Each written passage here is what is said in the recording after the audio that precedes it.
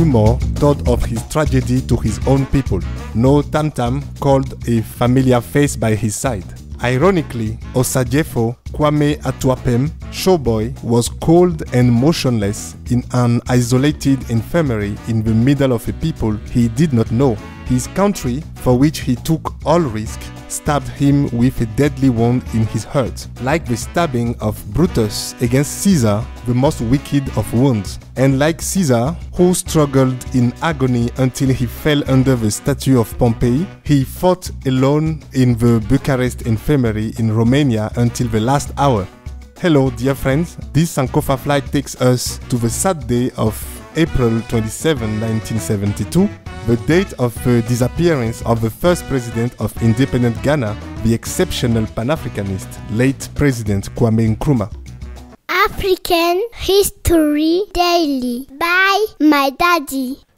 2 days after his death, thousands of Guineans, I did not say Ghanaians, no, Guineans, are lined up along the road that leads from the airport to the center of Conakry to pay respect to the body of the late president coming from Bucharest. His widow, Fatia, and their 3 children flew to Conakry to see him for the first time in 8 years. His funeral took place on Monday, May 1st, 1972, in the presence of delegations from many African countries and Fidel Castro. President Ahmed Sékou Touré honors the deceased in the following strong words.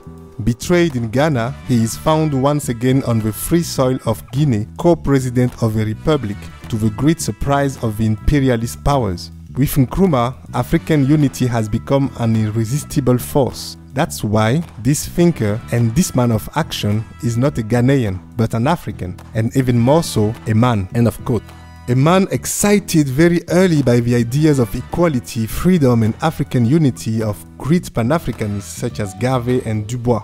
After graduating in education, philosophy, and theology in Europe and America, he helped organize the 5th Pan-African Congress in Manchester, England in 1945, after which he returned to his native country. And in 1947, while in prison, his party, the CPP, won the parliamentary election organized by the British colonial power, and then he became prime minister.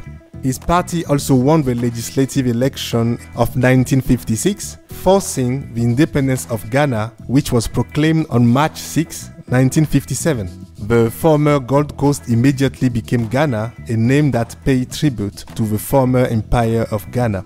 But Nkrumah was not satisfied and claimed the immediate independence of all African states. He also hosted the 6th and 7th Pan-African Conferences of 1953 and 1958, where he advocated for the formation of a supranational entity, the United States of Africa, that will make the Black continent one of the greatest powers in the world. In 1958, he was the first one to provide financial support to the freshly independent Guinea Republic, which was facing the brutal and harsh departure of the French assets.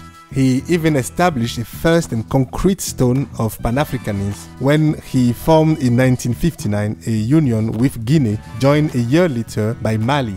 They then formed together a union which unfortunately remained only symbolic. Finally, in 1963, he participated actively in the drafting of a charter of the Organization of African Unity, called now African Union. However, his proposed plan to create an African central government failed in the face of the reluctance of many heads of state. Domestically, his education, health and infrastructure policy laid the foundation for a strong nation, but also faced many challenges due to his multiple shifts in political orientation and philosophy, and to a drift perceived as autocratic. All this against a backdrop of major economic and political crisis. Then came 1966 and a coup d'etat that toppled him while he was on an official visit to China. He took refuge with his friend Ahmed Sékou Touré, who offered him the co-presidency of Guinea Republic. In Conakry, he founded a publishing house that published his revolutionary theories and his books on African unity. Sick and fearful for his life, he went to Romania to recover his health, but what he found there was a solitary death at only 62 years old. A death whose cause remains uncertain Some said a cancer of a prostate or stomach, depression, or even poisoning. In any case, President Sékou Touré, after having given him all the honors in Guinea, finally agreed to return his remains to Ghana 3 months after his death. My African cliché of the day is a regret that one of the most visionary politicians that Africa has ever borne disappeared so young in such unworthy circumstances. Such a death is a betrayal, a denial of which Ghana and Africa as a whole were guilty of, as put by a local journalist in an interesting article entitled Nkrumah, the Leader We Never Understood. Neither the fact that his body now rests in a mausoleum in Accra, nor the fact that September 21st, his date of birth, is now declared a holiday in Ghana, and not even the many posthumously received awards will replace the necessity of widely disseminating in African school curricula the soul and ideas he defended during his life. This is absolutely needed to force us to question ourselves about the so many borders in Africa, about the need for a visa to travel from one African country to another one, and about all our respective clichés on Pan-Africanism in Africa today. So, dear friends, let's meet again on Thursday this week, always with the same pleasure on the Sankofa that is every day a little more Pan-Africanist. Thank you and goodbye.